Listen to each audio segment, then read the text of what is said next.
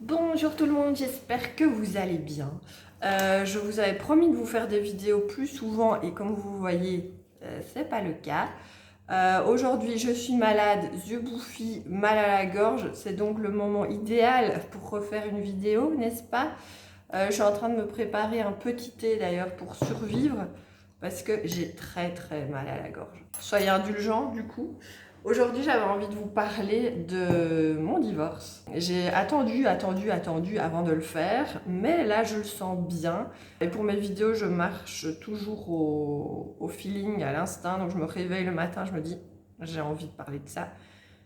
Et donc voilà, j'allume ma caméra et je vous parle en buvant un petit thé. Je vous invite à faire pareil pour m'écouter parler. Ça risque de durer un petit temps. Donc aujourd'hui, on parle de divorce. J'espère que vous êtes prêts. C'est parti.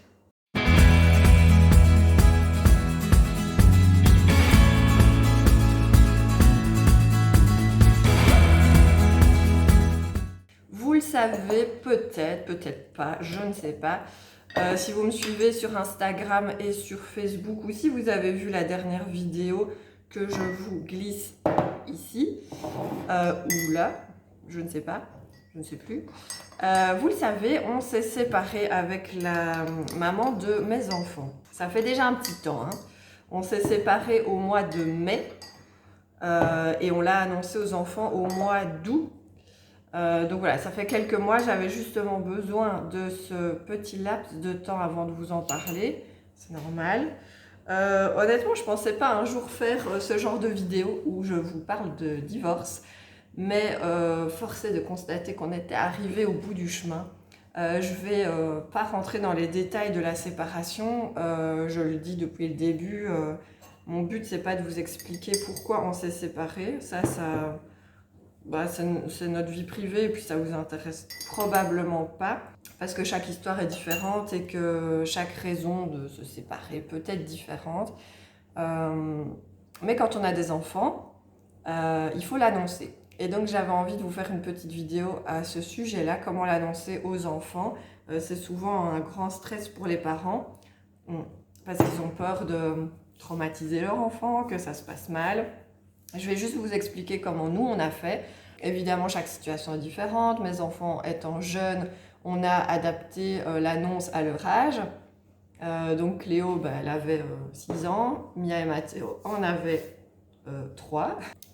Et donc voilà, évidemment, si vous avez des enfants plus grands, des enfants plus petits, tout ça change dans la manière de l'annoncer. Mais une chose est certaine, c'est que une annonce aux enfants ne se fait pas, enfin selon moi, ne se fait pas sur un coup de tête, elle doit être préparée. Préparée pourquoi? Parce que ils vont avoir des questions, ils vont avoir des émotions qu'il faut pouvoir accepter et recevoir. Nous, on s'est séparés d'un commun accord, donc il n'y avait pas d'amertume, il n'y avait pas de dispute, il n'y avait pas, enfin plus de dispute. Donc on était assez zen pour l'annoncer aux enfants. Et en fait, on avait plutôt hâte, vu que comme je vous ai dit, on s'est séparés au mois de mai, on leur a annoncé au mois d'août, donc ça faisait quand même plusieurs mois, et moi j'avais vraiment besoin de leur dire, pour me retirer ce poids-là des épaules, j'avais vraiment envie de leur annoncer. On ne l'a pas annoncé plus tôt, pourquoi? Parce qu'en fait, je devais trouver un logement. Et je me disais que si on leur annonçait trop tôt, ça n'allait pas être concret pour eux. Ils allaient toujours nous voir vivre dans la maison à deux et ça n'allait rien changer pour eux et donc ils n'allaient pas comprendre en fait l'annonce. Donc on a quand même attendu que j'ai trouvé un logement. Alors j'ai pas déménagé tout de suite, mais au moins je savais que début novembre, octobre, par là, j'allais déménager. Et donc, je pouvais leur donner des réponses à leurs questions. Parce qu'évidemment, on allait leur annoncer qu'on allait vivre séparément, que maman allait partir. Et j'avais envie de savoir leur dire où j'allais aller, quand j'allais partir. Ça, c'était important pour moi. Donc, bien se préparer. Et bien se préparer aux émotions qui vont sortir au moment de l'annonce. Moi, à la base, je me disais, vu qu'on le vit bien toutes les deux, ils vont bien le vivre, ils vont se rendre compte qu'on est toutes les deux heureuses de cette décision et donc il ne va pas y avoir de problème à l'annoncer. Faux, évidemment. Donc c'est en se préparant à l'avance avec notre psy chez qui on allait que j'ai pu me rendre compte que c'était possible en fait que ça se passe pas aussi bien que dans ma tête et qu'ils allaient probablement pleurer et que je devais me préparer à cette éventualité-là pour ne pas moi-même craquer devant leurs larmes. Et donc je me suis préparée en me disant en fait c'est normal s'ils pleurent, c'est quand même leur monde qui s'écroule, c'est leurs habitudes, leurs repères qui s'effondrent et donc c'est normal s'il y a des émotions plutôt négatives. Nous, on vit ça en tant qu'adultes et on s'y prépare depuis des mois. Eux, ils vont recevoir cette annonce d'un coup. Il va falloir pouvoir les accompagner là-dedans. Donc, on s'est préparé. Et pour moi, c'était quelque chose d'important de me baser sur des livres. Enfin, vous savez, j'utilise beaucoup les livres avec mes enfants pour leur faire passer des messages, des valeurs. Ça fait partie de l'éducation que je leur donne. Et puis, on a sorti un livre avec ma sœur, donc c'était naturel d'utiliser les livres jeunesse pour pouvoir aborder ce sujet-là. J'en ai loué plein à la bibliothèque. Je crois que j'ai loué tous les livres sur le divorce qui existent et qui étaient disponibles dans ma bibliothèque. Et je les ai lus d'abord toute seule pour bien choisir parce que la plupart des livres jeunesse sur le divorce présentent un couple parental qui se déchire et présente l'enfant comme un peu tiraillé entre les deux, qui vit ça plutôt mal. Et moi, c'est pas du tout l'image que j'avais envie de donner du divorce parce que pour nous, à cette époque-là, ça se passait bien.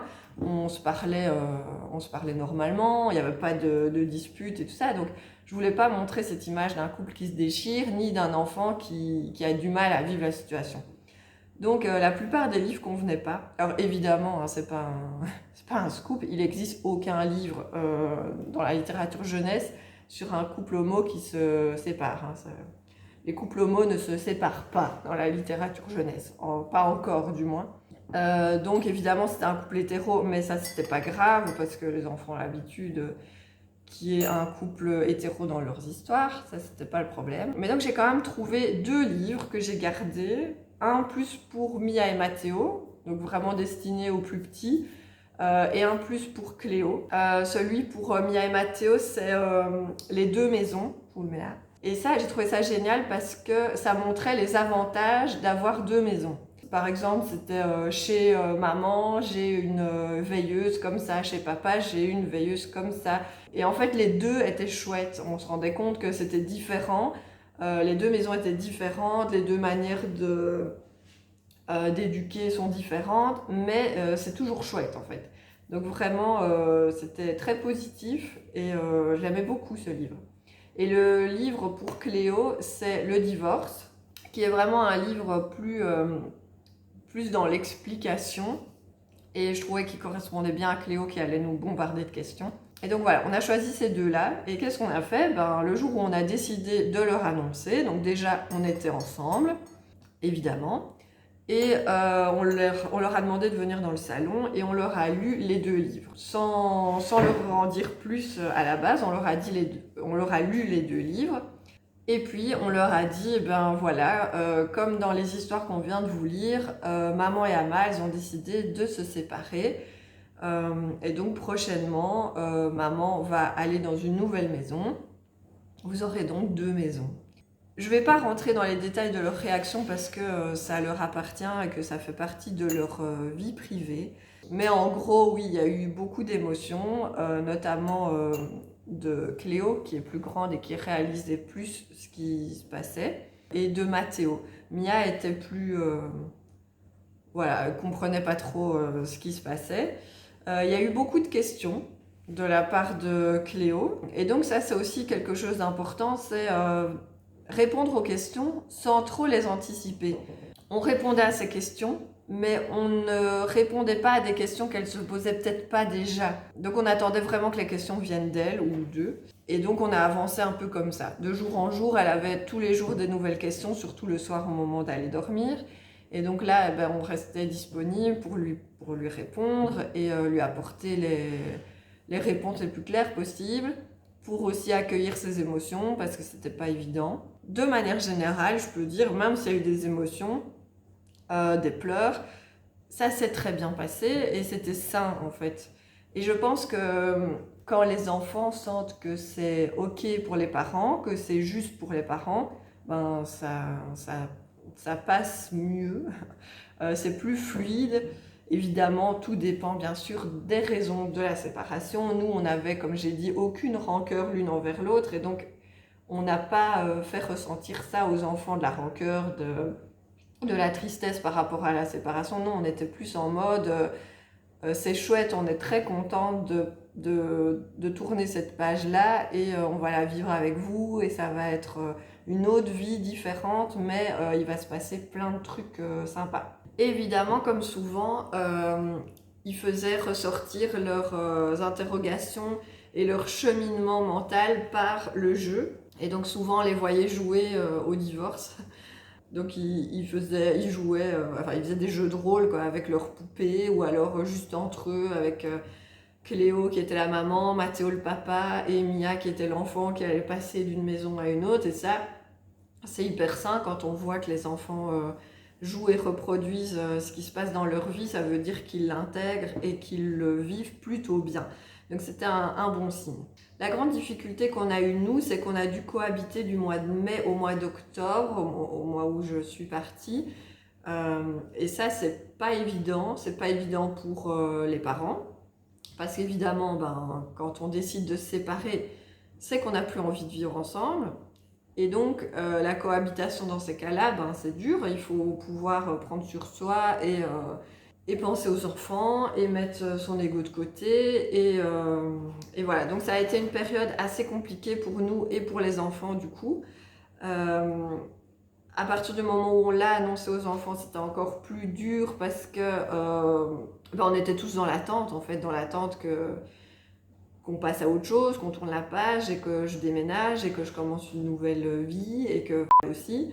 Donc vraiment pas une période facile, mais il y a beaucoup de couples qui doivent passer par là, c'est normal, ça prend du temps avant de trouver un logement. Donc voilà, il y a certains parents qui décident de se partager la maison en attendant. Nous, on n'avait pas cette possibilité-là parce que j'ai pas de famille proche géographiquement. Et donc on a quand même cohabité pendant plusieurs mois. Pas évident, il faut réussir à mettre juste les enfants au centre des discussions et de rester dans le respect et puis se dire que ça va passer, que ce n'est qu'un temps et que bientôt ça sera différent. Une fois que j'ai déménagé, on a mis en place une garde partagée plutôt courte. On n'est pas passé à une semaine directement, ça c'est le but final, c'est d'arriver à une semaine, mais on les trouvait trop petits. Donc ce qu'on a fait, bon c'est un peu compliqué à comprendre, c'est 2 jours et demi. Et donc ça fait qu'on les a à tour de rôle comme ça, et ce qui fait qu'on les a un week-end sur 2. Donc ça nous convenait bien comme ça. Après c'est quand même assez compliqué sur du long terme, je pense, de fonctionner comme ça. Je vois bien que les enfants, ben, quand ils arrivent, ils n'ont pas le temps de se poser, qu'ils doivent déjà repartir. Donc voilà, à voir si on va rester là-dessus ou pas. Mais en tout cas, ça nous semblait vraiment l'idéal au début. Donc on a fonctionné comme ça. Comme le mode de garde était un petit peu difficile à comprendre pour les enfants, on a mis en place un tableau des gardes. Je l'ai fait sur Canva, franchement c'est pas compliqué à faire. Je l'ai plastifié. Et alors j'ai plastifié des petites photos de nous. Bon là j'ai enlevé celle de par respect pour sa vie privée. Mais donc voilà, chaque semaine, on a chacune un tableau et chaque semaine, on montre aux enfants quelle est la garde de la semaine. Et ça leur permet vraiment de mieux comprendre chez qui ils vont aller. Et voilà, c'est très visuel et ça marche plutôt très bien. Ils commencent déjà à s'en détacher, donc ça fait 3 mois là. Ils commencent déjà à s'en détacher parce qu'ils ont compris le mode de garde. Donc voilà, c'est pas mal à utiliser pour les enfants qui ont un peu du mal à comprendre ou oui, pour tout ce qui est garde un petit peu différente, parce que évidemment si vous faites une semaine, vous n'aurez pas besoin de ce tableau-là, c'est beaucoup plus facile à comprendre pour les enfants. Mais nous, ils étaient petits, C'était plus difficile à comprendre comme mode de garde, donc on a utilisé ça et ça marche plutôt bien. J'avais aussi envie de vous parler de comment on vit la garde partagée en tant que maman. Évidemment, quand on est en couple, quand on a des enfants, on envie parfois un peu les parents séparés qui ont une garde partagée parce que ça veut dire qu'ils ont plus de temps pour eux. Et je faisais partie de ces parents un peu jaloux avant qui disaient ah purée, ça doit être bien quand même d'avoir ses enfants à la moitié du temps parce que du coup on a la moitié du temps pour soi, pour voir ses amis, pour faire ce qu'on veut. Et c'est vrai, c'est pas faux. Je serais très faux cul de dire que c'est toujours dur de les avoir en garde partagée. C'est pas vrai. Il y a plein de moments où ça me fait du bien, où je me dis je vais en profiter pour faire des trucs pour moi. Je vais m'occuper de la maison comme j'ai jamais le temps de m'occuper de la maison quand ils sont là. Ça me permet de vivre dans une maison rangée la moitié du temps. Ça me permet de voir mes amis plus ou moins quand je veux. Enfin voilà, il y a plein d'avantages. Mais il faut aussi savoir que c'est psychologiquement assez difficile, évidemment, de dire au revoir à ses enfants la moitié du temps. Quand on fait des enfants, en tout cas moi, c'était pas du tout dans mes projets de les voir à mi-temps. Et d'ailleurs, j'avais beaucoup de mal avec ce concept d'être maman à mi-temps. Jusqu'au jour où une personne chère à mon cœur m'a dit mais en fait, tu seras jamais maman à mi-temps, tu seras maman à plein temps toute ta vie parce que c'est pas parce qu'ils sont pas auprès de toi que tu n'as plus cette inquiétude de maman, cette responsabilité de maman. Et c'est vrai, et ça m'a beaucoup aidé moi dans mon cheminement. Il y a des jours où c'est plus facile que d'autres. Au début, je pleurais à chaque fois que je les déposais. C'était vraiment compliqué. Et petit à petit, ça a été mieux. Donc il faut se donner le temps, se dire que oui, c'est dur, mais ça va passer. Il faut arriver aussi à vivre pleinement les moments où on les a avec nous. Donc c'est-à-dire que quand ils sont là et je suis là à 100% avec eux. Évidemment que j'ai toujours le souper à préparer, évidemment que j'ai des lessives à faire, mais ça va passer au second plan et je vais vraiment essayer d'être au max avec eux. Ça me permet d'être la maman que j'avais du mal à être avant, c'est-à-dire la maman fun et rigolote et qui prend des décisions comme ça. Allez, on sort, on va à la plaine de jeux intérieurs. Allez, ce week-end, on part, on va faire ça. Et donc, ça me laisse une liberté d'action, le fait d'être maman solo, que je n'avais pas avant ou moins avant. Ce qui se passe aussi, c'est comme ça partout, c'est que quand on gronde son enfant, il va à tous les coups pleurer après l'autre parent. Donc ça, c'est un truc, je pense, normal. Il teste un petit peu pour voir comment on va réagir, mais en tout cas, ici, c'est systématique. Si je punis Mia et Mathéo, ils vont pleurer après leur hama. Je sais que c'est pareil de l'autre côté, donc c'est pas grave, c'est normal. Il faut juste pas flancher, il faut juste pas le prendre pour soi. C'est naturel, c'est normal. Voilà, je pense qu'on arrive au bout de ce que j'avais envie de vous raconter sur le sujet. J'espère que je vais plus attendre aussi longtemps avant de vous faire une autre vidéo, mais je ne dis plus que je vais faire une vidéo chaque semaine parce que clairement, je ne m'y tiens pas. C'est pas grave, je vous fais des vidéos quand j'ai des choses vraiment importantes à vous dire. Pour tout le reste, vous pouvez me suivre sur Facebook et sur Instagram, Maman Spéculose. J'y partage de nouveau des choses parce que là aussi j'avais stoppé pendant pas mal de temps, j'avais besoin de digérer tout ça et de processer et voilà, maintenant je suis de retour. Donc n'hésitez pas à me suivre là-bas et merci beaucoup à tous ceux qui m'ont envoyé des petits messages en privé pour me souhaiter bon courage. Honnêtement, ne vous inquiétez pas, la séparation se passe très bien, je le vis très bien, il n'y a aucun souci à ce niveau-là, les enfants le vivent très bien aussi. Donc voilà, un nouveau chapitre et nouvelle vie qui s'offre à moi, à nous. Je vous envoie des gros bisous et je vous dis à bientôt. Ciao!